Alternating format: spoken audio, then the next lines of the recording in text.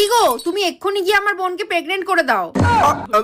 কি প্রেগনেন্ট করে দেবো? হ্যাঁ, এক্ষুনি গিয়ে প্রেগনেন্ট করে দাও। আরে এসব কি উল্টো পাল্টা কথা বলছো তুমি? ও না খুব বেড়েছে, তুমি যাও ওকে গিয়ে প্রেগনেন্ট করে দাও, তাহলে ওর শান্তি হবে। মানে তুমি বলছো তোমার বোনকে আমায় প্রেগনেন্ট করে দিতে? শুধু আমি না, বাড়ির সবাই বলছে তোমাকে ওকে প্রেগনেন্ট করে দিতে। মানে তোমার বাড়ির লোকও বলছে আমায় তোমার বোনকে প্রেগনেন্ট করে দিতে? হ্যাঁ, বাড়ির সবাই বলছে তুমি ওকে প্রেগনেন্ট করে দাও, তাহলেই ওর শান্তি হবে।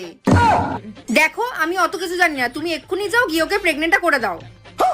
মানে আমি যদি তোমার বোনকে প্রেগনেন্ট করি তাহলে তোমার কোনো সমস্যা নেই, তাই তো? আরে সমস্যা কেন হবে, তুমি আমার বোনকে প্রেগনেন্ট করলে আমি একটু নিশ্চিন্তে ঘুমাতে পারবো, বুঝলে? তুমি সত্যি চাইছো যে আমি তোমার বোনকে প্রেগনেন্ট করে দিই? আরে হ্যাঁ রে বাবা, হ্যাঁ।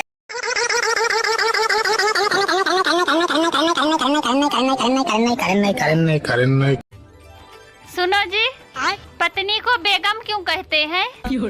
पत्नी को बेगम क्यों कहते हैं?